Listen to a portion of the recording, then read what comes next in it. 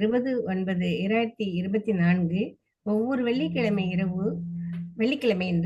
ஒவ்வொரு வெள்ளிக்கிழமை இரவு 8 மணி மலேசிய நேரம், மாலை 5:30 மணி இந்திய நேரம் மற்றும் மற்றும்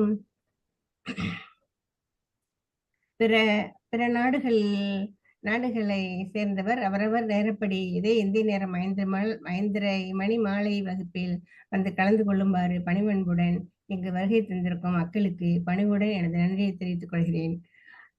நமது ஆசிரியராகிய அல்லது மிஸ்டர் கம்பார் கனிமொழி சார் அவர்கள் வகுப்பு ஆரம்பிக்க ஆயத்தமாக உள்ளார்கள் என்று 111ஆம் அதிகாரமான புணர்ச்சி மகிழ்தல் பற்றி விளக்கி அதனுடன் கனிமொழி அவர்கள் விளக்கி அதனுடன் 10 குரட்பாக்களாகிய 1101 முதல் 1110 வரை, அதாவது 1101 முதல் 1110 வரை போதிக்க தயாராக இருக்கிறார்கள்.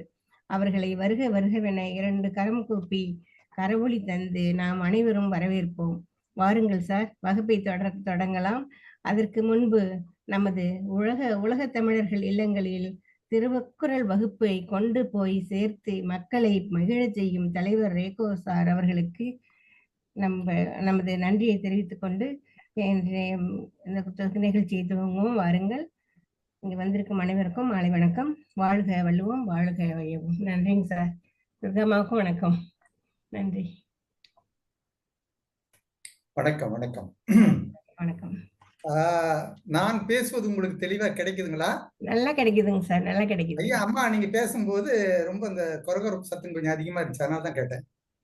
சரி. அப்ப என்னோட இது ஏதோ சம்திங் ராங் ஆயிடுச்சுங்களோ?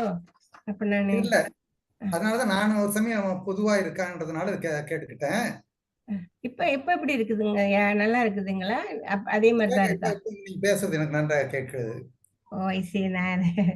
நான் நோட் பண்ணி வச்சதை அப்படியே திரும்பி பார்த்துட்டு செஞ்சேன், அதனால என்னன்னு தெரியல, மன்னிக்கவும். சரி, நன்றி. இன்று 111வது அதிகாரம் திருக்குறளிலே இருப்பது புணர்ச்சி மகிழ்தல், களவியல், காமத்துப்பாடில் இடம்பெற்றுள்ளது. நீங்க எல்லாம் பொதுவா இந்த புணர்ச்சி மகிழ்தலை பற்றி மட்டும்தான் சொன்னீங்க. என்னுடைய திட்டங்கள் வேற மாதிரி இருந்தது. இருந்தாலும் நான் இன்றைக்கு ஒரு புதிய முயற்சி செய்யலான்னு இருக்கேன். அதாவது இன்றைக்கு 20 திருக்குறளை உங்களுக்கு படித்த 2 அதிகாரங்களை கொண்டு வரணும்னு ஒரு திட்டங்கள் போட்டிருக்கிறேன். இன்றைக்கு அந்த முயற்சி செஞ்சு பார்ப்போம். அப்புறம் அது எப்படி மற்றவர்களுக்கு ஒத்து வருகிறது, இல்ல பழைய முறையிலே செய்யுங்கன்னு சொன்னாலும் அதற்காக வரலாம். ஏனென்றால் யாருமே எந்த கருத்தும் உரைப்பது இல்லை. அதனால நமக்கு இந்த நிகழ்ச்சிகள் ஓரளவு அவர்களுக்கு கொஞ்சம் விரைவாக கொண்டு போனா அவங்க விரும்புவார்களோ என்று கூட எனக்கு எண்ணங்கள் தோன்றுகின்றது. அதனால நான் இன்றைக்கு 20 குரட்பாக்களை எழுதி கொண்டிருக்கின்றேன். சரி, முதல் திருக்குறட்பா. கண்டு கேட்டு உண்டு உயிர்த்து உத்தறியும் ஐம்புலனும் ஒண்டோடி கண்ணே உட. காதலன். அதுக்கு முன்பு ஒரு சிறிய கேள்விங்க சார். நாம் இந்த 112வது அதிகாரம் நலம் புனைந்துரைத்தலை பத்தி நான் கூறவில்லை. இந்த 10 குறள் முடிந்ததும் அதை பற்றியும் தெரிவித்து விட்டு ஆரம்பிக்கலாமா? நன்றிங்க சார். சொல்லிட்டேன் இல்லைங்க. ஓகே, நன்றிங்க சார். அது இதன் பிறகு நான் இடையில பார்த்துக்கிறேன். நன்றிங்க சார், நன்றி. சாரி, குறுக்கிட்டதுக்கு மன்னிக்கவும். இல்ல, அது ஒன்றும் குறையில்ல. அது என்ன, நம்ம அந்த பாடம் நடத்துகின்றவர்கள் கண்டிப்பா அங்க போற இடத்துல சொல்லிட்டு தானே போவாங்க, சொல்லாம போக மாட்டாங்க. சரி, நன்றிங்கம்மா. இந்த திருக்குறள் பார்க்கின்ற பொழுது ஒரு பெண்ணிடத்தில் காண்பதன் மூலம் இன்பம், அவர்கள் கருத்து சொல்லுவதை கேட்பதில் உள்ள இன்பம், அவர்கள் தொடுவதன் மூலம் ஒரு இன்பம் என்று 5 புலன்களையும் இங்கே எடுத்து திருவள்ளுவர் காட்டுகின்றார். இப்ப மக்களுக்கு இருக்கிறது 5 புலன்கள். அதாவது நம்முடைய உடம்பு, அதன் பிறகு வாய், மூக்கு, கண், செவி என்பது. ஒவ்வொன்றிலும் ஒவ்வொரு உணர்வுகளிலும் நாம் நல்ல ஒரு உணர்வுகளை நாம் பெறுவோம். அந்த நல்ல உணர்வுகளை நாடி போகின்ற பொழுது நம்முடைய வாழ்க்கை நன்றாக இருக்கும்.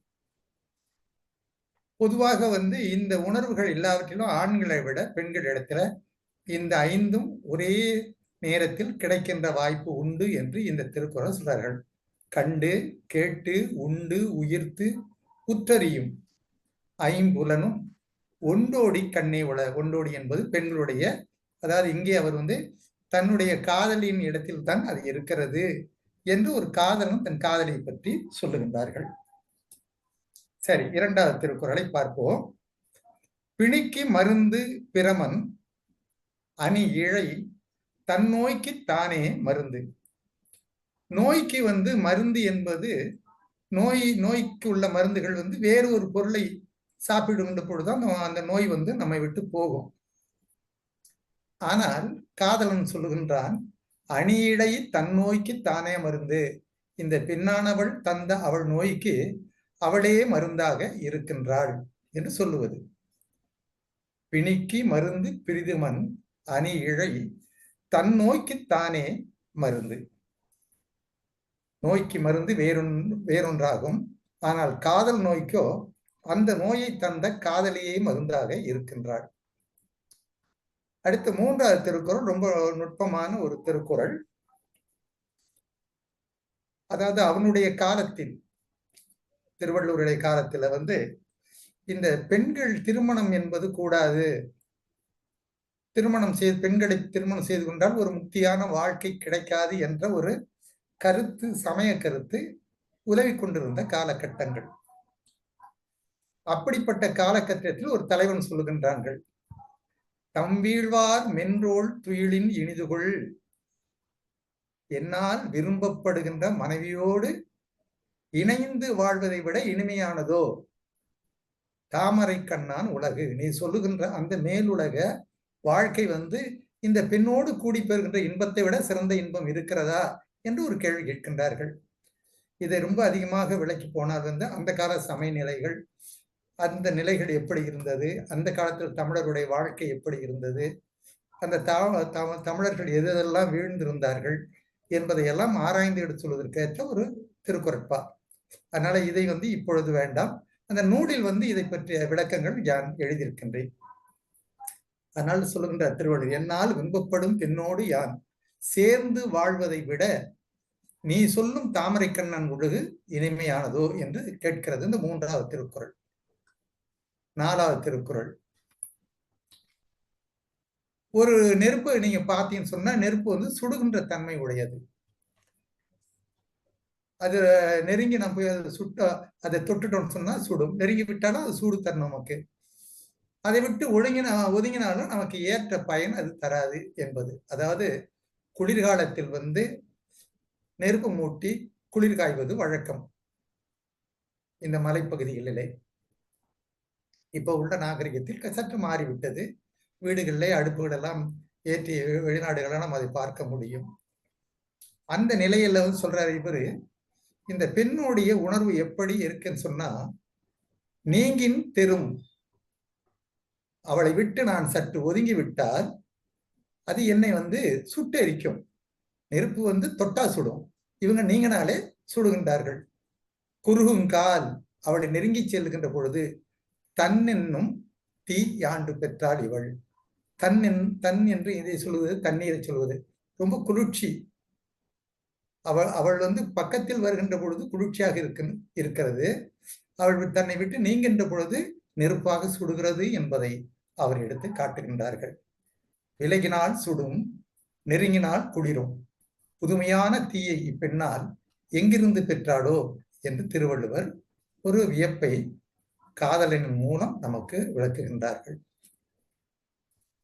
அடுத்து, வேட்ப பொழுதின் அவை அவை போலும் தோட்டார் கதிப்பினால் தோல். நாம விரும்புகின்ற பொருள்கள் நமக்கு கிடைத்து விட்டால் அது நமக்கு இன்பம் தரும். உணவாக இருந்தாலும் சரி, எந்த பொருளாக இருந்தாலும் அது நமக்கு இன்பம் தரும். அதை போல இந்த பெண்ணும் அவளுடைய தோள்கள், அவள் தொட்டாலே அது அவளுக்கு வந்து இன்பம் தருகிறது.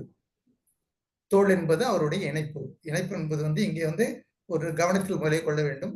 இங்க உள்ள நம்ம பார்க்கும்போது உடல் உறவுகளை பற்றிய செய்திகள் எல்லாம் இங்க இல்லை.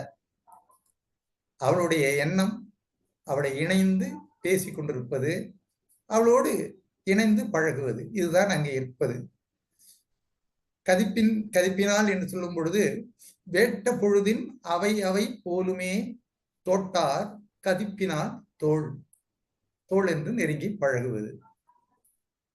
ஆக இந்த பெண்ணுடைய தோள் இன்பம் தருகிறது. நினைத்த பொருள்கள் தருகிற இன்பத்தை போல அது இருக்கிறது. 6வது திருக்குறள். உறுந்தொறும் உயிர் தழிப்ப தீண்டலால் பேதைக்கு அமிழ்தின் என்றன தோள். பொதுவாக உயிர்ப்ப தளிர்ப்பதுன்னு சொன்னால் உருதூரம் எப்பொழுதுமே இந்த என் உயிர் தழைக்கின்றது. எதனால அவளை தீண்டுவதால், அவள் உடலை தீண்டுவதால். அவளின் தோள்கள் அமிழ்தத்தால் ஆனவையோ, நான் தீண்டுகிற அந்த தோள்கள் இருக்கின்றதே அது அமிழ்தத்தால் ஆனதோ, அதுதான் எனக்கு உயிரை ஊட்டி கொண்டிருக்கிறது. அது அமிழ்தம் என்று சொன்னால் உயிர் வாழ்வதற்கு ஏற்ற ஒரு உணவு என்று சொல்வார்கள். அதுவும் தமிழ்ல கொஞ்சம் சிக்கலுக்குள்ள சில பகுதிகள். என்றால் தமிழர் மழையைத்தான் அமிழ்தம் என்று சொல்வார்கள். அந்த மழை நீர் தான் உலக உயிர்கள் வாழ்வதற்கு காரணமாக இருக்கிறது. அதனால மழை என்பது உயிர் வாழ காரணமானது. மழை இல்லை என்றால் உயிர்கள் இல்லை என்பதை இந்த கருத்துக்களை எடுத்து சொல்றார். அதே போல அவளும் எனக்கு அமிழ்தமாக இருக்கின்றாள். அதனால்தான் நான் உயிர் வாழ்ந்து கொண்டிருக்கின்றேன், அதாவது தான் மகிழ்ச்சியான ஒரு வாழ்க்கை பெற்றுக் கொண்டிருக்கின்றேன் என்று தலைவன் சொல்லுகின்றார். அடுத்து 107வது திருக்குறள். தம்மில் இருந்து தமது பார்த்து உண்டற்றால் அம்மா அறிவை முயக்கு. அதாவது தன்னுடைய உழைப்பால் வருவதை எல்லாருக்கு கொடுத்து உண்பதை போன்றது. தம்மில் இருந்து, தன் வீட்டில் இருந்து, தன் உழைப்பில் இருந்து, தமது பார்த்து இல்லாதவருக்கு பகுத்து கொடுத்து உண்பதை போன்றது அம்மா அறிவை முயக்கு. இந்த பெண்ணோடு நான் கொண்டிருக்கின்ற தொடர்பு என்று சொல்லுகின்றார் இந்த தலைவர். இங்கே அம்மா என்று சொல்லுவது நம்முடைய தாயை குறிப்பது அல்ல. இங்கே அம்மா என்பது வியப்பை குறிப்பது. அம்மா அவ்வளவு பெருசா அப்படின்னு சொல்ற மாதிரி உள்ள ஒரு பகுதிகள். அம்மா அறிவை முயக்கு. இப்பெண்ணை தழுவும் இன்பம் யாம் சேர்ந்த பொருளை எல்லாருக்கும் கொடுக்கும் போது ஏற்படும் இன்பத்தை போன்றதாம். இதெல்லாம் எவ்வளவு ஒரு காதலை பற்றி சொல்லிக்கொண்டே வருகின்ற பொழுது மக்களுடைய வாழ்க்கையில் செய்யத்தக்க கடமையையும் அவர் மறவாது திருவள்ளுவர் சொல்றார்கள். இல்லாதவருக்கு கொடுக்க வேண்டும், அதன் மூலம் பெறுகிற இன்பம் பெரிது. அதை போல இன்பம் தான் இந்த பெண்ணோடு நான் சேர்க்கின்ற பொழுதும் அந்த இன்பத்தை நான் காணுகின்றேன். அப்ப அவனுடைய உணர்வுகள் எது இருந்துச்சுன்னா மற்றவர்களுக்கு பகுத்து கொடுத்து வாழ்கின்ற வாழ்க்கையில் இன்பம் இருக்கிறது. அந்த இன்பத்தை இந்த பெண்ணும் எனக்கு தருகின்றாள் என்று திருவள்ளுவர் சொல்லுகின்றார். 8வது திருக்குறள்.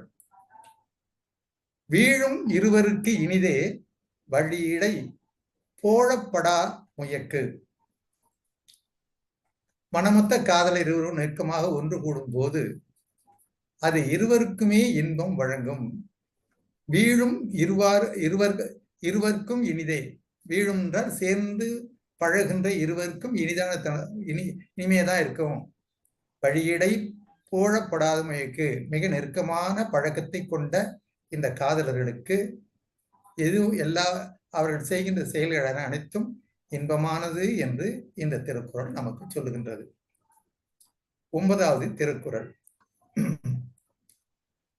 ஊடல், உணர்தல், புணர்தல் இவை காமம் கூடியவர் பெற்ற பயன். ஆக ஊடல் கொள்ள வேண்டும். ஊடல் என்றால் இந்த மகிழ்ச்சியானது. ஊடல்கள் தன் கணவன் புகழ வேண்டும், பாராட்ட வேண்டும், அதை அவன் இடத்துல இருந்து கிடைக்கலன்னு சொல்லுகின்ற பொழுது பெண்கானவர்கள் இதற்காக ஊடுவார்கள். தவறு செய்யும் போது ஊடுவார்கள். ஊடுவதற்கு பல காரணங்கள் உண்டு. அதில் மிக முக்கியமான காரணங்கள், இந்த பெண்கள் என்கின்றவர்கள் பொதுவாகவே ஆண்கள் தங்களை பாராட்ட வேண்டும், அவனிடத்தில் பாராட்டு மொழி கிடைக்கவில்லை என்று சொன்னால் ஊடுவார்கள். அது உணவு சமைத்து போடுகின்ற பொழுதும் அப்படித்தான். அந்த உணவு நன்றாக இருக்கிறது என்று சொல்லி உண்ணுகின்ற பொழுது அந்த பெண் மகிழ்ச்சி அடைவாள். இதெல்லாம் வாழ்வியல் கருத்துக்கள். அப்போ ஒவ்வொரு செயலிலும் அவனுடைய உடைகளை அதாவது மடித்து அதை கொடுக்கின்ற பொழுதும், அதை பார்க்கின்ற பொழுதும், அவள் கொடுக்கின்ற பொழுதும் அதை வெறுமனே வாங்குவது அவளுடைய கடமையை எண்ணுகின்றோம். அதை ஒரு பாராட்டி, இவ்வளவு அழகா மடிப்பதற்கு கற்றிருக்கிறையே என்று சொல்லுகின்ற பொழுது அந்த பெண்ணின் உள்ளம் மகிழ்வுறும். இந்த உணர்வை இந்த திருக்குறள் நமக்கு காட்டுகின்றார். சரி, 10வது திருக்குறளை பார்ப்போம். அரிதொரும் அறியாமை கண்டற்றால் காமம் செறிதொரும் சேயிழை மாட்டு. அப்போ ஒரு பொருளை தெரிந்து கொண்ட பிறகு அதுல பிறகு அறியாமை தான். அறியாமைன்னு சொன்னால் அதை பற்றி மேலும் மேலும் தெரிந்து கொள்ள வேண்டும் என்ற வேட்கைத்தான் ஏற்படும். ஏனென்றால் ஒரு ஆராய்ச்சி செய்கின்றவர்கள் அதை செய்வார். ஆராய்ச்சி செய்து கொண்டே இருக்கின்ற பொழுது அவர் தேடிய ஒன்று கிடைத்துவிடும். ஆனால் அடுத்த கட்டத்துக்கு போனா தான் அது முழுமை பெறும். அப்பொழுது அவனுடைய ஆய்வு என்பது தொடர்ந்து கொண்டே இருக்கும். அதனால அரிதொரும் அறியாமை கண்டற்றால், அறியாமை விலகி கொண்டே இருக்கும். ஆய்வு செய்ய செய்ய நம்மிடையே தோன்றுகின்ற அறியாமை போய்கொண்டே இருக்கும். அதை போன்ற இவளோடு இணைந்து வாழ்கின்ற வாழ்க்கையிலும் என்னுடைய மகிழ்ச்சி என்பது, ஒரு தெளிவு என்பது ஏற்பட்டு கொண்டிருக்கிறது என்பதை இந்த திருக்குறள் நமக்கு சொல்கிறது. அரிதொரும் அறியாமை கண்டற்றால் காமம் சிறிதொரும் சேயிழை மாட்டு. சேயிழை என்பார் அந்த பெண்ணிடத்திலே பொருள்படும். சரி, இப்பொழுது நாம் 2வது பகுதிக்கு செல்லுகின்றோம். இப்ப நீங்க என்ன செய்யலாம்னு சொன்னா, இந்த 20 திருக்குறளை உள்ள கருத்துக்கள் எதுன்னு அதை நீங்க குறிப்பு வைத்துக் கொள்ளலாம். நாம ஒரு 20 நிமிஷத்திலேயே, இப்ப தொடக்கி 20 நிமிஷத்திலேயே இதை முடிச்சிட்டோம். சரி, அடுத்து நலம் புனைந்து உரைத்தல் களவியல். இது நாம அடுத்த அதிகாரத்துக்கு செல்லுகின்ற பகுதி. நலம் புனைந்து உரைத்தல். அந்த பெண்ணோடு இணைந்து வாழுகின்ற வாழ்க்கையிலே அவன் பெற்ற நன்மைகளை அவன் விவரித்து உரைப்பது, தெளிவுபடுத்துவது. அதான் நலம் புனைந்து உரைத்தல். அதை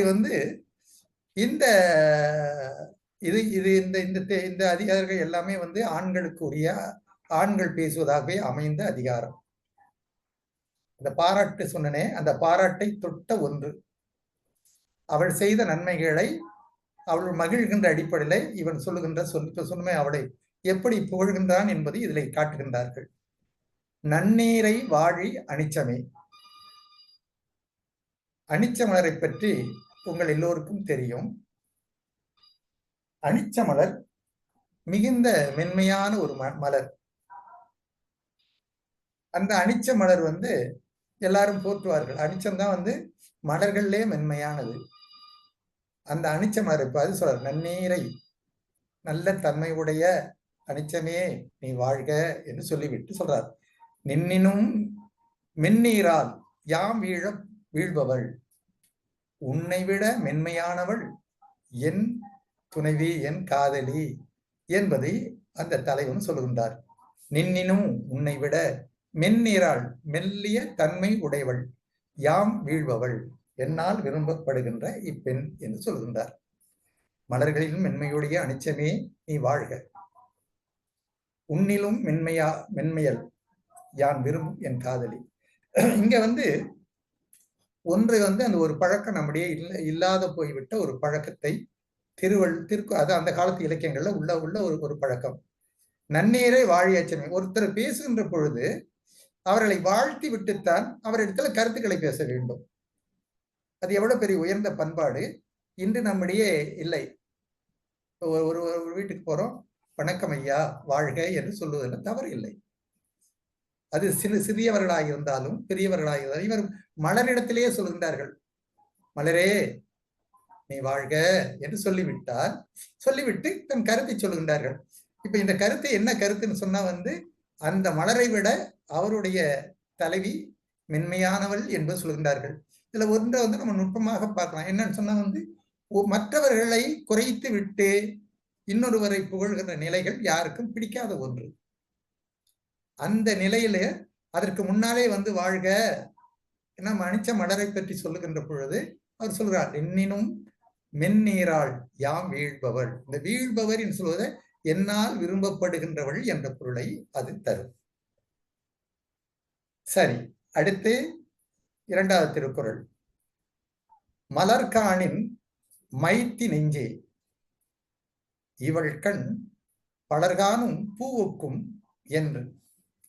அதாவது இது யார் இடத்துல முதல்ல வந்து மலர் இடத்துல கேட்டாரு, இப்ப வந்து தன்னுடைய நெஞ்சு இடத்திலேயே அவர் சொல்றார்கள்.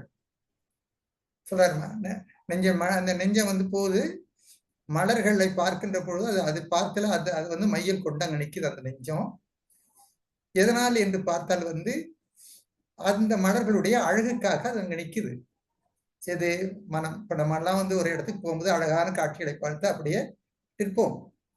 அதைதான் சொல்றோம், மலர்காணின் மலர்களை பார்த்து விட்டால் மையத்தி மயக்கம் கொண்டு நிற்கின்றாய் நெஞ்சே, இவள் கண் பலர்காணும் பூவுக்கும் என்று.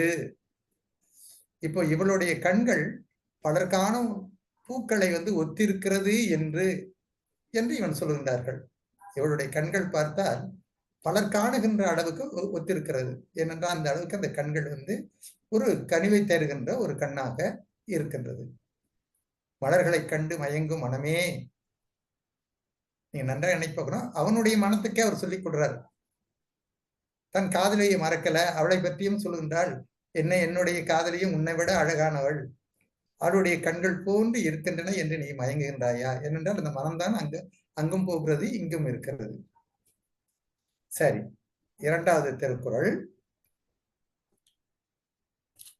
இதுல முதல்ல நம்ம முதலே படிக்கின்ற பொழுது ஐம்புலன்களை பற்றி படித்தோம். அதே 5 புலன்களை மீண்டும் இங்கேயும் திருவள்ளுவர் கொண்டு அழைக்கின்றார்கள். இந்த 5 புலன்களை பற்றி, அதாவது நமக்கு இருக்கிற உணர்வுகள் 5ஐ பற்றியே படிப்பது சொல்லுகின்றார்கள். அந்த அவளுடைய உடல் நிலைகள் எப்படி இருக்கிறது என்பது வர்ணிப்பது. நீங்க இன்றைய காலத்துல பெண்களை வர்ணிக்கின்ற பொழுது எவ்வளோ விதமாக வர்ணிக்கின்றார்கள். ஆனால் திருக்குறளை பார்க்கும்போது ரொம்ப நாகரிகமாக இருக்கும். நாகரிகம் என்றால் உண்மையை எடுத்து சொல்வார்கள். முறி மேனி முத்தம் முறுவல் வெறி நாற்றம் வேலுண் கண் வெய்துளாளுக்கு. இந்த தோள்களை கொண்ட இவளுக்கு வந்து அவளுடைய மேனி தோள்கள் வந்து மூங்கில் போன்று இருக்கின்றன. அவளுடைய மேனி வந்து தளிரை போல இருக்கிறது. தோல் வந்து வேறு, நம்ம சொல்ல தளிர் போல இருக்கிறது. பல் முத்து. பல்லை வந்து பல இலக்கியங்கள்ல முத்தம் என்றுதான் சொல்லுவார்கள். முத்துக்களை, இந்த முத்துக்கள் என்று சொல்லுகின்ற பொழுது முத்தம் என்று சொல்லுவார்கள். அந்த முத்தம் தான் வந்து வாய் வழியில கொடுக்கறதுனால குழந்தைகளுக்கு அதை முத்தம் முத்து என்று பெயர்கள் வந்தது. மனம் நறுமணம். அவளிடத்துல இருந்து வருகின்ற மனம் இருக்கின்றதே அது நறுமணம். ஏனென்றால் அந்த காலத்துல இதெல்லாம் ஆய்வுகள் நிறைய செய்தார்கள். திருக்குறளோட ஆய்வுகள்லாம் வந்து நீங்க படித்தினா தெரியும். மனம் நறுமணம் சொன்னால் வந்து இப்ப கூட நக்கீரர் கூட வந்து பெண்களோட கூந்தலுக்கு மனம் இருக்கா இல்லையான்னு ஒரு போராட்டம் வந்தது. அது வந்து ஒரு கற்பனை தான், அது உண்மை அல்ல.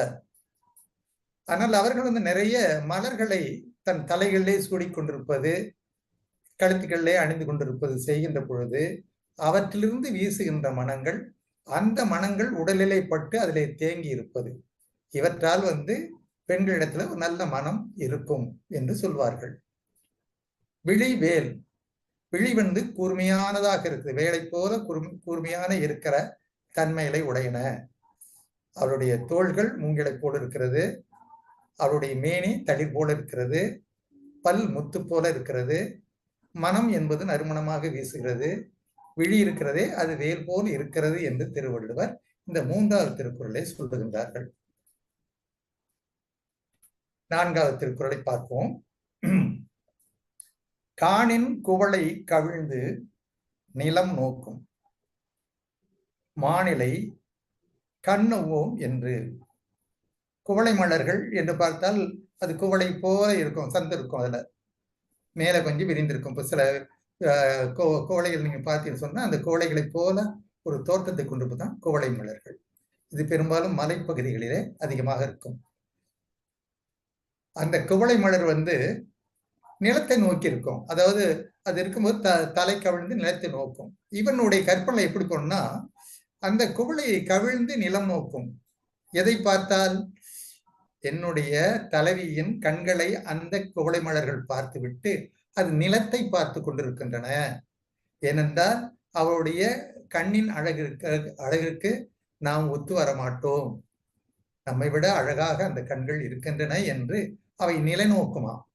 காணின் குவளை கவிழ்ந்து நிலம் நோக்கும் மாநிலை கண் நோவோம் என்று. கண்களை போல நமக்கு ஒத்து வர மாட்டோம் என்று எண்ணி அது அப்படி தலை கவிழ்கிறது. 5வது திருக்குறள். அனிச்சம்பூ. திருவள்ளுவர் நிறைய அனிச்சப்பூங்களை பயன்படுத்துவார். அனிச்சப்பூ கால்களையால் பெய்தால் நுசும்பிற்கு நல்ல படா பறை என்று சொல்கின்றார்கள். அனிச்சம்பூ என்பது கால் களையால் பெய்தால். இங்கே கால் என்பது எதை காட்டுகிறது சொன்னால் அதனுடைய காம்புகளை, அந்த அனிச்சம்பூவில் இருக்கிற கால்களை, அந்த காம்புகளை களையாமலே அவர் தலைக்கு சூடி விட்டால், கால் களைதல் என்றால் அதை விட்டு எடுப்பது, பெய்தால் என்று சூட்டிக் கொள்வது. நுசும்பிற்கு நல்ல பறை அறை. இது ஒரு பெரிய அதிக அளவுக்கு மீறிய ஒரு ஓமை. அப்படி சூட்டிட்ட பிறகு அவளுடைய இடுப்பே ஒடுகிற மாதிரி சத்தங்கள் வருகிறதா. நுசும்பிற்கு நல்ல படா பறை, பறை என்றால் படையழிப்பதை போல இருக்கிறதா சத்தம். இது கொஞ்சம் அதிகமான ஒரு இது வர்ணனையாக இருந்தாலும் அந்த பெண்ணுக்கு அது மகிழ்ச்சியை தரும் என்பதால் அவன் அதை செய்கின்றான். அடுத்து 6வது திருக்குறள். மதியும் மடந்தை முகனும் அறியா பதியின் கலங்கிய மீன். வான்நிலவும் மங்கை முகமும் ஒன்று போல இருப்பதால் வேறுபாடு அறிய முடியாது விண்மீன்கள் மயங்கி தவிக்கின்றன. இப்போ பொதுவாக இந்த வானத்தில் இருக்கிற நிலவு, இந்த பெண்ணுடைய முகம், இது அடிக்கடி இப்பொழுது உள்ளவர்கள் இந்த கருத்தை தான் எடுத்து அடிக்கடி பேசுவார்கள். இந்த ரெண்டுக்கும் ஓமை பாட்டு காட்டுகிறார் திருவள்ளுவர். வான் நிலவும் மங்கை முகமும் ஒன்று போல இருப்பதால் வேறுபாடு அறிய முடியாது விண்மீன்கள், நட்சத்திரங்கள் மயங்கி தவிக்கின்றன. அது நிலவா இது நிலவா என்று இரண்டைக்கும் எதுதான் நிலவு என்று கண்டுபிடிக்க முடியாத அளவுக்கு மயங்கி தவிக்கின்றன என்று அந்த காதலன் அவளை பற்றி சொல்லுகின்றான்.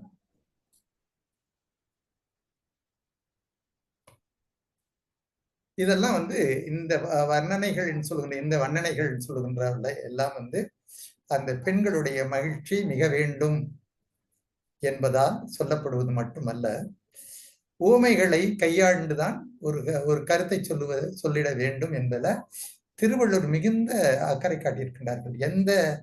எந்த ஒரு திருக்குறளையும் ஊமை இல்லாத திருக்குறள் மிக குறைவு. அப்படி ஊமை இல்லைன்னு சொன்னால் உருவகம் என்பது இருக்கும். இதுவும் அப்படித்தான். 7வது திருக்குறள்.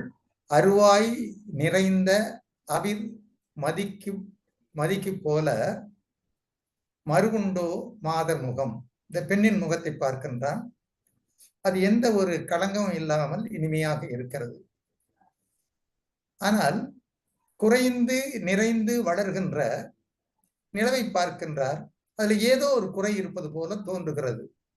அது அருவாய் நிறைந்த, அருவாய் என்றால் குறைவுகிறது, நிறைகிறது, அதான் குறைந்து நிறைந்த அவிர் மதிக்கு, ஒளி வீசுகின்ற மதிக்கு, நிலவுக்கு போல மறு உண்டோ, ஏதாவது குறைகள் இருக்கிறதோ, மாகர் மாதர் முகத்து, இந்த பெண்ணின் முகத்துல எந்தாவது குறை இருக்கிறதா? இல்லை. ஆக அந்த நிலவை விட இவள் அழகானவள் என்று சொல்லுகின்றார்கள். இதெல்லாம் சொல்லுவது வந்து தனிப்பட்டவர்களுக்கு சொல்லுவதல்ல. இந்த ஒரு தலைவன் தன்னுடைய தலைவை நோக்கி சொல்லிக் கொண்டு வருகின்ற கருத்துக்கள். 8வது திருக்குறள். மாதர் முகம் போல் ஒளிவிட வல்லையேல் காதலை வாழி மதி. இப்போ வந்து இந்த வாழி என்று சொல்ல மீண்டும் இந்த திருக்குறளை பயன்படுத்துறாரு பாருங்க. காதலை வாழி மதி என்று சொல்லுகிறார்கள். நிலவே நீ வாழ்க, என் காதலின் முகம் போல நீ ஒளியை வீசுவாயானால் நீயும் பிறர் காதலிக்க தகுதி பெறுவாய். என் என்னுடைய கதை காதலி முகத்தை போல ஒரு பொழிவான தோற்றத்தை நீ தருவாய் என்று சொன்னால் உன்னையும் பலரும் காதலிப்பார்கள் என்று அந்த நிலவை நோக்கி திருவள்ளுவர் சொல்லுகின்றார்கள். நிலவே நீ வாழ்க, என் காதலின் முகம் போல நீ ஒளியை வீசுவாயே ஆனால் நீயும் பிறர் காதலிக்க தகுதி பெறுவாய். அடுத்து 9வது திருக்குறள். மலரன்ன கண்ணான் முகமுத்தி ஆயின் பலர்காண தோன்றல் மலரே மதி பணிக்க வேண்டும். மலரன்ன கண்ணால் முகமுத்தி ஆயின் பலர்காண தோன்றல் மதி. அதாவது என் காதலியை போல வந்து நீ வந்து புகழ் பெற வேண்டும் என்று சொன்னா பலருக்கான நீ நிற்காதே என்று அந்த நிலவுக்கு திருவள்ளுவர் சொல்லுகின்றார்கள். நீ பலருக்கான இருக்காத, ஏனென்றால் உன்னையும் பார்த்து விட்டு என்னை போல என் துணைவியையும் பார்த்து விட்டால் உன்னுடைய புகழ் அங்கே வந்து சரிந்து விடும் என்பதை அதற்கு இவர் நினைவுறுத்துகின்றார்கள். மலர் போன்ற கண்கள் உடைய என் காதலி போன்று நிலவே நீ இருக்க விரும்பினால் பலரும் காண வெளியில் தோன்றாதே. இது ஒரு மிகுதியான ஒரு மிகுதியான கருத்துக்கள் தான். இது போன்ற மிகுதியான கருத்துக்கள் இந்த காமத்துப்பால்ல நிறைய இருக்கின்றது. அவையெல்லாம் நம்ம மகிழ்ச்சி அடைவதற்கேற்ற ஒன்றாக இருக்கும். இதையெல்லாம் வந்து சிலர் சொல்வார்களை போல அறிவை கொண்டு நாம் பார்க்கக்கூடாது. இப்படி இருக்குமா போகுமா வருமானலாம் இல்லை. இது உணர்வை கொண்டு நாம் பார்க்க வேண்டிய காட்சிகள். சரி, 20வது திருக்குறளை நாம் பார்ப்போம். அனிச்சமும் அன்னத்தின் தூவியும் மாதர் அடிக்கு நெருஞ்சி பழம். ரொம்ப மென்மையானது எதுன்னா அனிச்சம் மலர் மலை சொன்னோம். அனிச்சம் அன்னத்தின் தூவி என்றால் அன்னத்தினுடைய அந்த பறவையோடைய சிறகு, இதெல்லாம் ரொம்ப மென்மையாக இருக்கும். ஆனால் அதை கூட வந்து இவர் சொல்றாரு மாதர் அடிக்கு நெருங்கி பழம் என்று சொல்கின்றார்கள். என்னுடைய காதலையின் அடிக்கு நீங்கள் கூட வந்து நெருங்கி படம் என்று சொல்கிறார். இந்த நெருங்கி படம் என்றால் என்னன்னு சொன்னா பழம் என்பது முல்லை குறிப்பது. நெஞ்சு அந்த நெருஞ்சி செடிகளிலே நீங்க பார்த்தீங்கன்னு சொன்னா கள்ளி செடிகள் சொல்லுவார்கள். அதை அந்த நெருஞ்சி படிகளை பார்த்தா முள்கள் தான் அங்கங்கே இருக்கும். அந்த முள்கள் மலருக்கு மலர்கள் சிலது இருந்தா கூட அதன் பக்கத்துல வந்து முள்கள் தான் இருக்கும். அப்ப அடிக்கு நெருங்கி படம் சொல்லும்போது அந்த அனிச்ச மலரையும் அன்னத்தின் சிறகையும் அவள் காலால் பதித்து நடக்கின்ற பொழுது அந்த வழியும் அவளை வருத்தும் என்று திருவள்ளுவர் கூறுகின்றார்கள். இது காதலன் தன் காதலியின் சிறப்புகளை பற்றி பேசுவது. அனிச்சம்பூவும் அன்னத்தின் சிறகும் என் காதலியின் மெல்லிய அடிக்கே நெருங்கி முள் தைப்பதை போன்றது என்று திருவள்ளுவர் சொல்கின்றார்கள். இப்பொழுது ஏறத்தாழ வந்து நமக்கு நேரங்கள் இருக்கிறது. இன்னும் வந்து ஏறத்தாழ நமக்கு 25 நிமிடங்கள் 24 நிமிடங்கள் இருக்கின்றது. இதுல வந்து நீங்க என்ன இதுல வந்து எது உங்களுக்கு இன்னும் முடியாது இருக்கிறது என்று விளங்காம இருக்கிறது, எந்த அளவுக்கு விளங்கி இருக்கிறது என்பதை பற்றி ஓரிரு நிமிடங்கள்ல சில சொல்லுங்க. அடுத்து நான் என்ன செய்வது என்பதை நாம் இங்கே மீண்டும் கொண்டு வருகின்றேன்.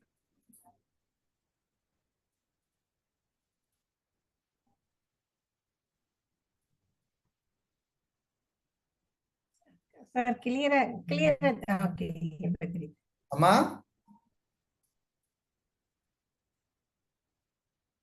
தெரியுதுங்க சார். கொஞ்சம் கிளியரா இல்ல, அதனால சொன்னேன். வந்துச்சு. சரி, வணக்கம். இப்போ பொருள் விளங்கியதா இன்னொருத்தர் கேள்வி நமக்கு.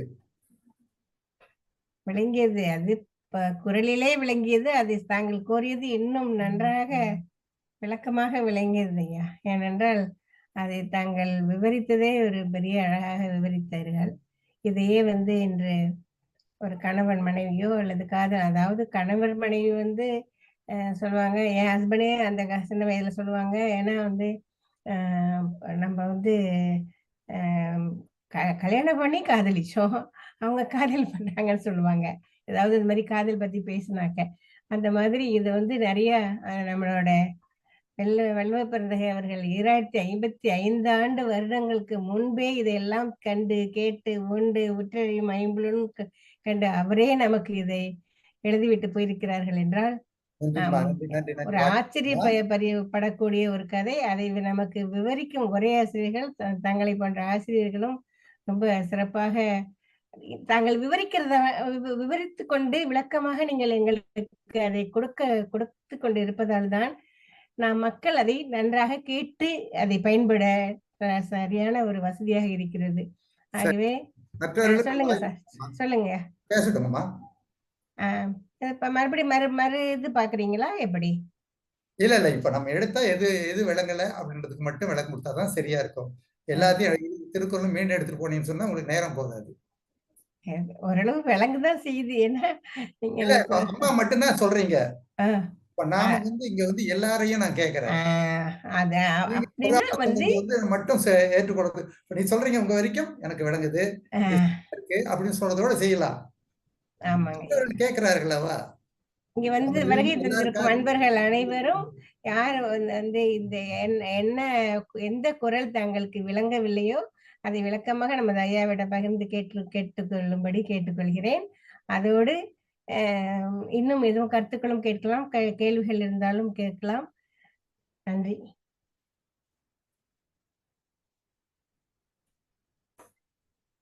ஏனென்றால் நமக்கு இன்று 20 குரட்பாக்களை நமக்கு அழகாக விவரித்து உதாரணத்தை எல்லாம் காண்பித்து அதுக்கு கருத்தெல்லாம் காண்பித்து அனிச்ச மலரிலிருந்து கோலை மலரிலிருந்து என்ன ஒரு விந்தை நன்றாக விளக்கினீர்கள் சார். அதை தாங்கள் எல்லாம் அவரவருக்கு வேண்டிய கேள்விகளை கைகூர்ந்து கேட்கும்படி கேட்டுக்கொள்கிறேன். வணக்கம். நன்றிங்கம்மா. நன்றி நன்றி நன்றி. நன்றிங்க.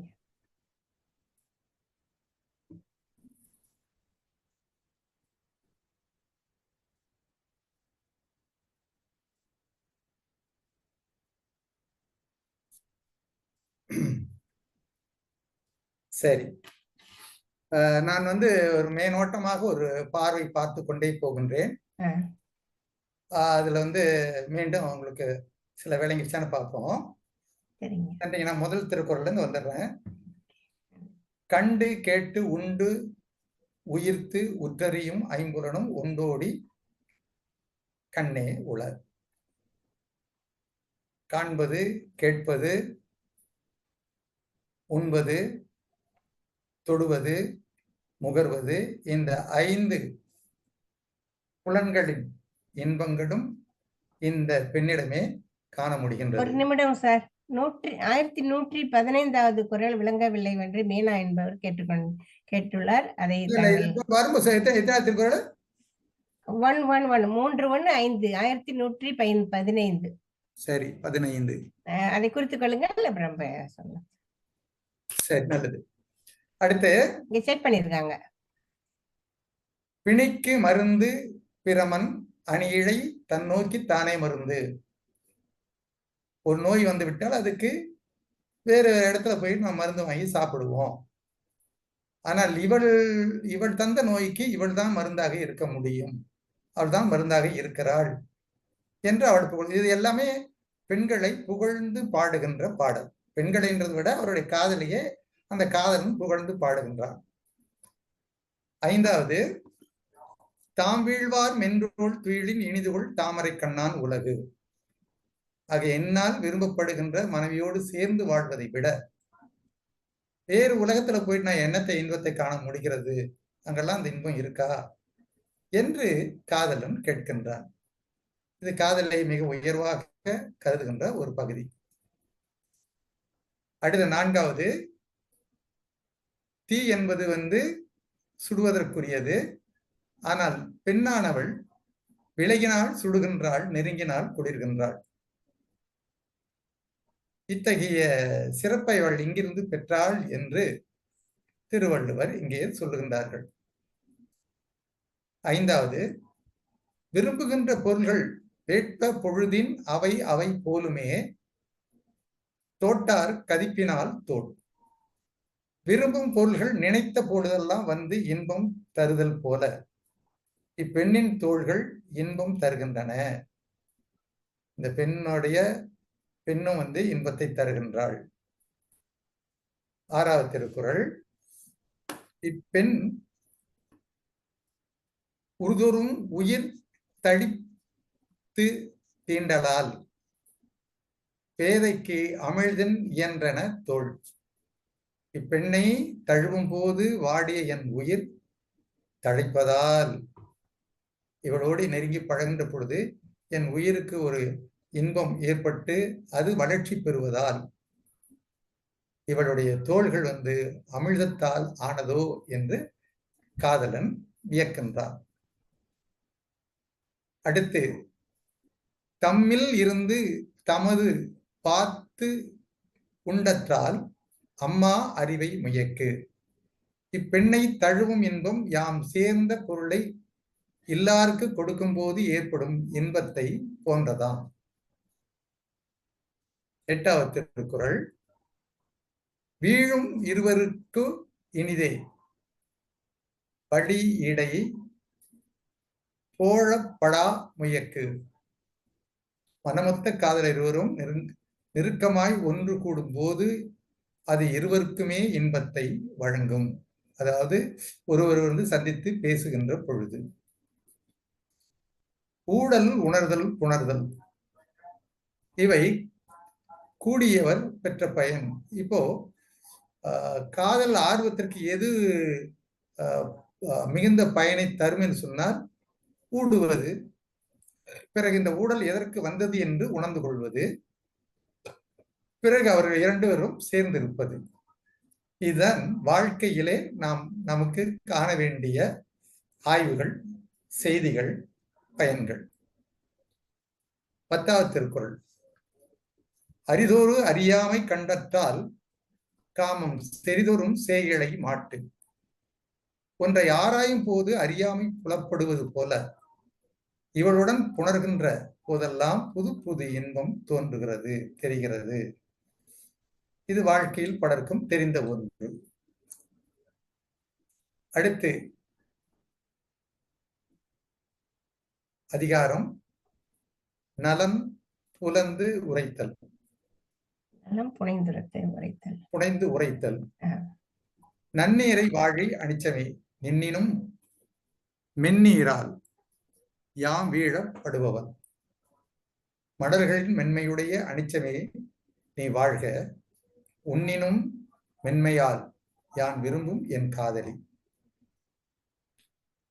12வது திருக்குறள், மலர்காணின் மைத்தி நெஞ்சே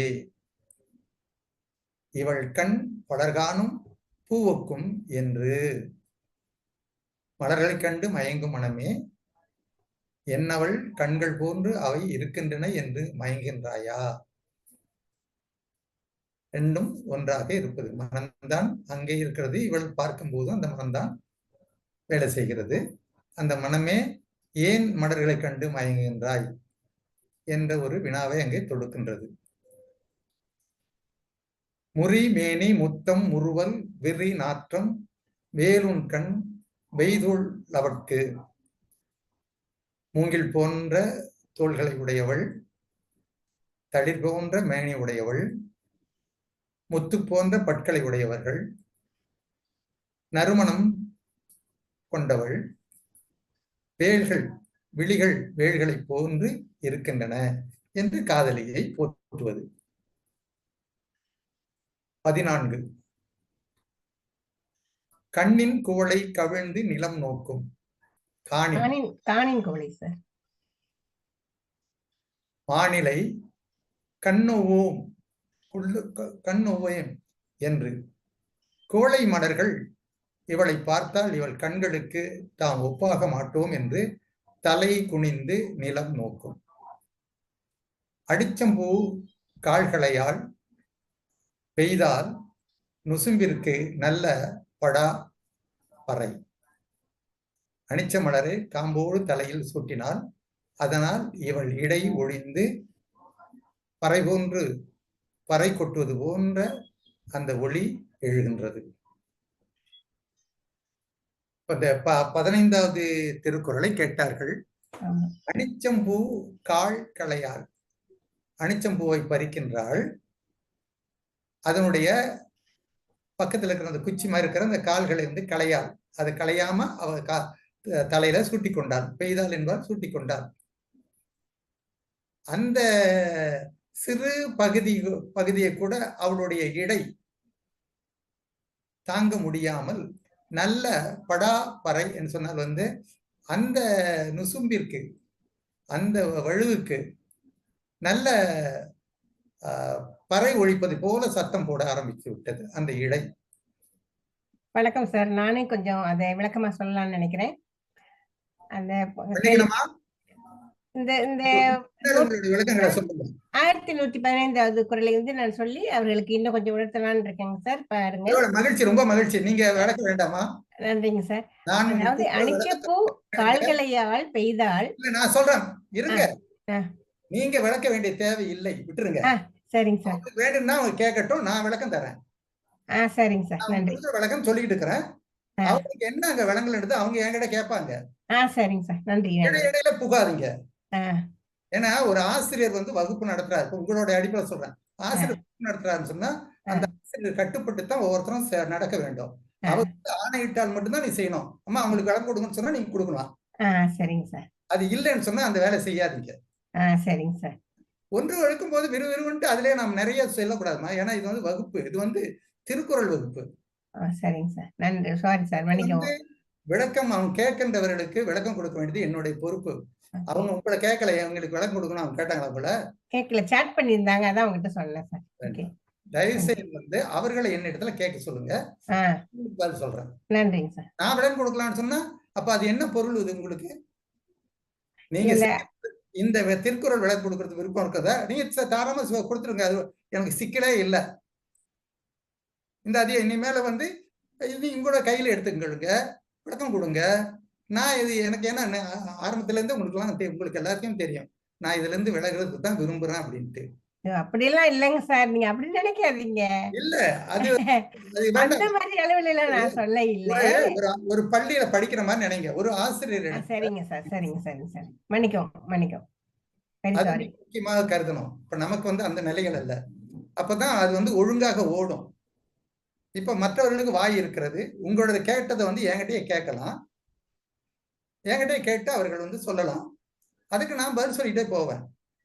சரிங்க சார். அப்படி இப்ப வகுப்பு முடிஞ்சிருதுங்களா, அவங்க உங்கள்கிட்ட கேட்கும்போது நீங்க உங்க விளக்கத்தை கொடுங்க, அது ஒன்றும் குறையில்லை.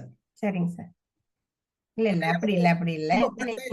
எவ்வளவு கஷ்டப்பட்டு செய்யிருந்தீங்கன்னா 20 திருக்குறள் வந்து உங்களுக்கு ஒரு மணி நேரத்துக்குள்ள நான் முடிக்கணும்னு எடுக்கும்போது நான் வந்து இடையில வந்து ரொம்ப இடையில செய்யும் போது அது நல்லா இருக்காது. நான் ரொம்ப விழிப்பாக இதை செய்துட்டு இருக்கிறேன் அந்த வேலையை. சரிங்க சார், மன்னிக்கவும், நீங்க தொடருங்கள். சரி, நல்ல படா பறை என்று சொன்னால் வந்து பறை அடித்தது போல ஒரு சத்தம் வருகிறது. அதாவது சின்ன மென்மையான பூவோட கால்களை கூட தாங்க முடிகின்ற தாங்குவது போன்ற அவருடைய வந்து இடை இல்லை, அவ்வளவு மென்மையான ஒரு இடை. அந்த இடை அந்த பாரத்தை, அதான் அந்த வடுவை அவளால் தாங்க முடியாமல் இருக்கிறதுன்னு சொல்வது மிகை.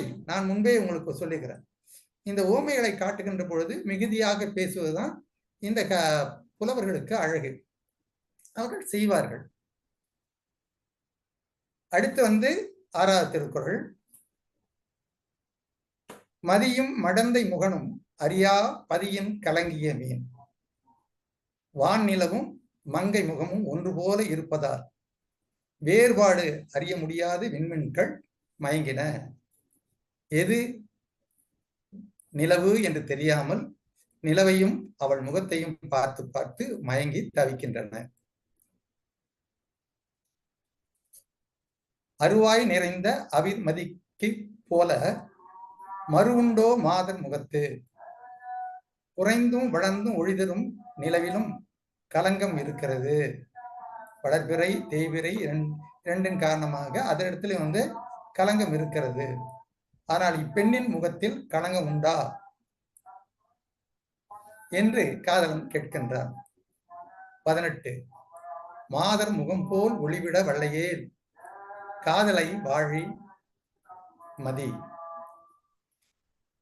என் காதலி முகம் போல நீ ஒளி வீச இல்லை என்றால் நீயும் பிறர் காதலிக்க தகுதியாக இருப்பாய். நிலவே, என் காதலின் முகம் போல நீ ஒளியை வீசுவாயேயானால் நீயும் பிறர் காதலிக்கத்தக்க தகுதியை பெறுவாய். அப்பொழுது தன்னுடைய காதலியுடைய முகம் வந்து நல்ல ஒளியை வீசுகிறது, அந்த நிலவை விட பொடிவாக இருக்கிறது என்பதை தலைவன் பாடலில் கூறுகின்றார். 9வது திருக்குறள். மலரென்ன கண்ணால் முகமுத்தி யாயன் பலர்காண தோன்றல் மதி. மலர் போன்ற கண்கள் உடைய என் காதலி போன்று நிலவே நீ இருக்க பலரும் காண வெளியில் தோன்றாதே. அடுத்த 20வது ஒரு 1120. அனிச்சமும் அன்னத்தின் தூவியும் மாதரடிக்கு நெருஞ்சி பழம். அனிச்ச பூவும் அன்னப்பறவை சிறகும் என் காதலியின் மெல்லிய அடிக்கு நெருஞ்சி முள் தைப்பதை போன்றதாம் என்று திருவள்ளுவர் சொல்லுகின்றார்கள். மகிழ்ச்சி. இப்பொழுது வந்து நாம் வந்து இந்த 20 குறட்களும் 2 முறைகளில் பார்த்து விட்டோம். நான் உங்களிடத்துலாம் வந்து கைகூப்பி கேட்டுக்கொள்வது ஒன்று உண்டுதான். வகுப்புகள்ல வந்து வருகின்றவர்கள் முடிந்த வரையிலும் ஆசிரியர் நோக்கி வினாக்களை தொடுங்க. அதுதான் சரியான முறைகள். அது இல்லாத இன்னொருத்தர்களுக்கு அந்த வினாக்களை தொடுத்து அவர் மூலம் வந்து சொல்லுவது அது அவ்வளவு சரியாக அமையாது. அதாவது மற்றவர்களுக்கும் திறமை இருக்குன்றது வந்து நம்ம வந்து மறுக்க போறது இல்லை. ரொம்ப திறமையானவர்கள் நிறைய இருக்கிறார்கள். அதுல இன்னொன்று அடுத்து நான் என்னன்னு சொல்லணும்னா, ஒரு வகுப்பு ஒழுங்காக நடைபெற வேண்டும் என்றால் இடையிடையிலே பேசுவதை தயவு செய்து தவிர்த்து விடுங்கள். அது வந்து ஆசிரியர்களுக்கு யாருக்குமே பிடிக்காத ஒன்று. இடையில் பேச வேண்டாம்.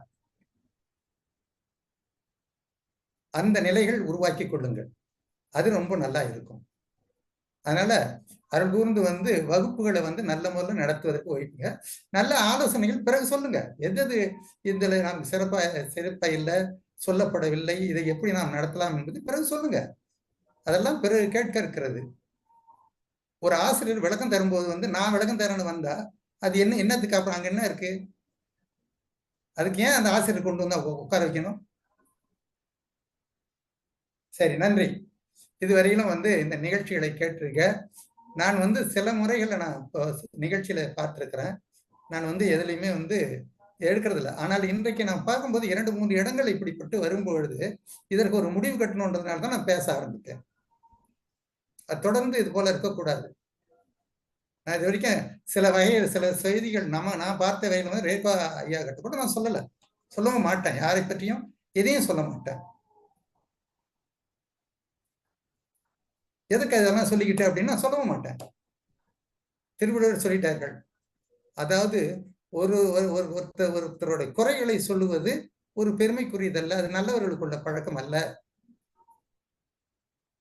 அப்படி அது. அதனால இதுல வந்து இது வரைக்கும் யாருடைய குறைகளையும் இதுவரைக்கும் நான் சொல்ல. ஆனால் குறைகள் வந்து கொண்டே இருந்தது. தொடக்கத்துல கொஞ்சம் இருந்தது. அதன் பிறகு இப்பொழுதும் சிலது இருந்தது. அதனால வந்து நீங்கள் எல்லாரும் வந்து ஒரு அன்பான பழக்கத்தில் இருக்கிறீங்க. எனக்கு வந்து நிறைய வாய்ப்புகள் கொடுத்திருக்கிறீர்கள். நான் இது ஒரு வாய்ப்பா தான் கருதுறேன். இதை ஏன்னா எனக்கு நான் நினைக்கிறது வந்து இதை விட நல்ல ஆளுகள் கிடைத்தால் நீங்கள் கொண்டு வருவதற்கான வாய்ப்புகளை நான் மனப்பூர்வமாக வரவேற்கிறேன். நானும் வாய்ப்பு இருக்கும்போது வந்து கலந்து கொள்வேன். ஆனா தொடர்ந்து கலந்து கொள்வதற்கான வாய்ப்பு தான் எனக்கு இருக்காது என்பதையும் சொல்லிக்கொண்டு விடைபெறுகின்றேன். நன்றி, வணக்கம். சாந்தம்மா, நீங்க தான் அறிவிப்பாளர், இப்பொழுது பேசுங்கள். நன்றிங்க சார். இவ்வளவு தூரம் தாங்கள் 20 குரல்களை அழகாக எங்களுக்கெல்லாம் உதவி கருத்துக்களை தெரிவித்ததற்கு ரொம்பவும் நன்றி. யாரும் கருத்து தெரிவிப்பவர்கள் தெரிவிக்கலாம், கேள்வி கேட்க விரும்புபவர்கள் கேட்கலாம். எல்லாம் ஆசிரியர் பதில் சொல்வார்கள், அவர்களிடம் கேளுங்கள். எந்த இப்பொழுது கூட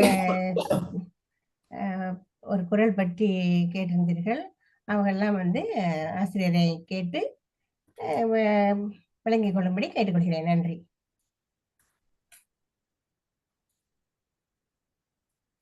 வணக்கம் ஐயா. வணக்கம் ஐயா. வணக்கம் வணக்கம் வணக்கம். உள்ளபடியே இன்றைக்கு உங்களுடைய பேச்சினை கேட்டுக்கொண்டே வருகின்ற பொழுது என் மனதில் பலவிதமான எண்ணங்கள் தோன்றும். நான்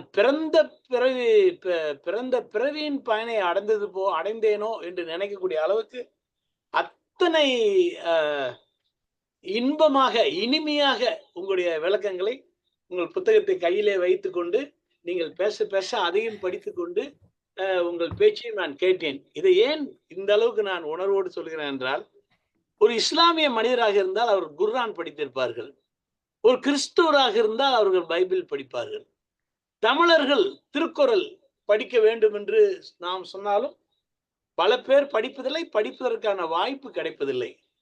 ஆனால் நமக்கு இந்த திருக்குறள் வகுப்பில் கலந்து கொள்ளக்கூடிய ஒரு வாய்ப்பு கடந்த பல வருடங்களாக நாம் இதை படித்துக் கொள்ளக்கூடிய வாய்ப்பு எனக்கு இந்த பிறவியில் ஏற்பட்டது என்று எண்ணி எண்ணி நான் உள்ளபடியே மகிழ்ந்தேன். 1330 குறள் நாம் நெருங்கிவிட்டோம். ஒரு திருக்குறள் புத்தகத்தை முழுமையாக படித்து முடிக்க போகிறோமோ என்று மகிழ்ந்தேன். அது ஒன்று.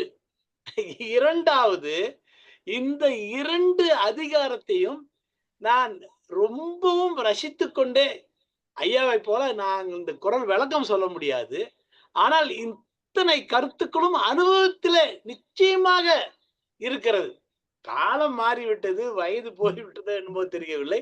ஆனால் இதையெல்லாம் அனுபவித்துத்தான் வாழ்க்கை ஓட்டிக்கொண்டு வந்திருக்கிறோம். நிலவை பார்க்கிறான், என்னுடைய காதலியை போல என் மனைவியை போல முகம் உனக்கு இல்லை என்று நிலவை பார்த்து சொல்லக்கூடிய கற்பனையெல்லாம் இந்த திருக்குறள்களிலே வருகிறது என்றால் அது சாதாரண ஒன்றல்ல. எப்படித்தான் வள்ளுவர் இவ்வளவு இனிமையாக, அத்தனையும் உண்மை.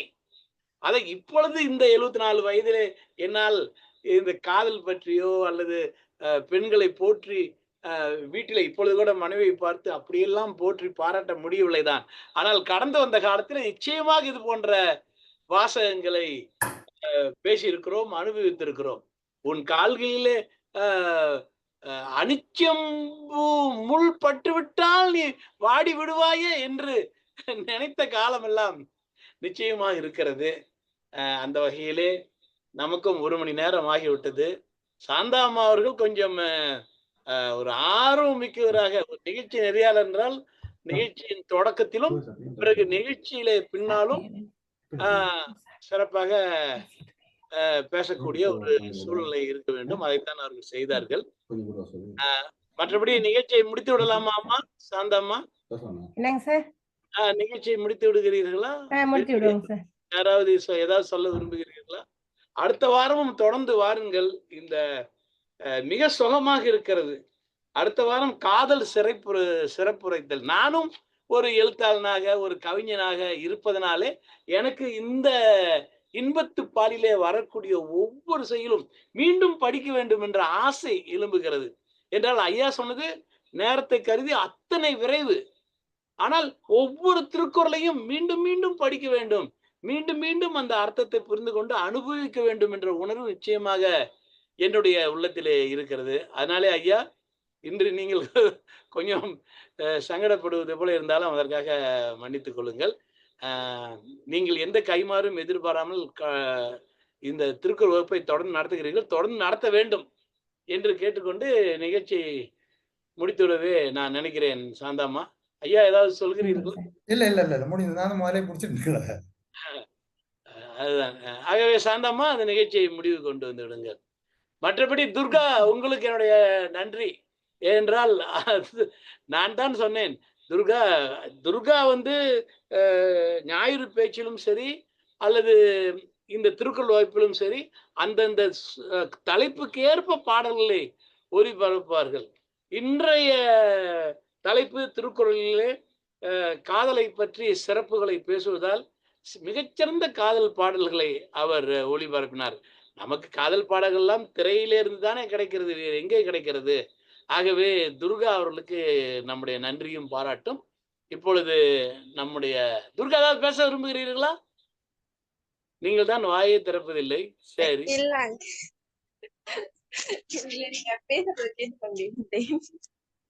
மிக சிறப்பான பாடல்களை ஒளிபரப்பினீர்கள்.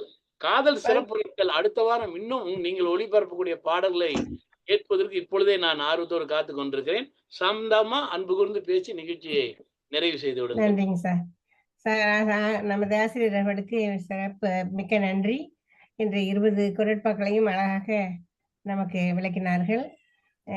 இன்றைய பாடம் மிக சிறப்பாக வந்தது, நிறைவேறியது. தலைவர் சார் அவர்களுக்கு எங்களது அன்பார்ந்த நன்றியை தெரிவித்துக் கொள்கிறோம். ஏனென்றால் இந்த திருக்குறள் உலகத்து மக்கள் எல்லாம் கேட்கும் அளவுக்கு இந்த வகுப்பை நடத்தி வருகிறீர்கள். நன்றி. துர்காம்மா, நீங்க வந்து ரொம்ப உதவி செய்றீங்க. உங்களுக்கு துர்கா தேவி, அந்த துர்காவே வந்து எங்களுக்கு வந்து உதவி செய்தது மாதிரி ரொம்ப சிறப்பா இருக்கு. இதோடு இல்லை, இன்னும் பல பல வேலைகள் செய்து கொண்டு கொடுக்கிறீர்கள். நன்றி. வாழ்க வளமுடன். வெற்றி நிச்சயம். நன்றிங்க சார். அனைவருக்கும் நன்றி. நன்றி. வணக்கம் ஐயா.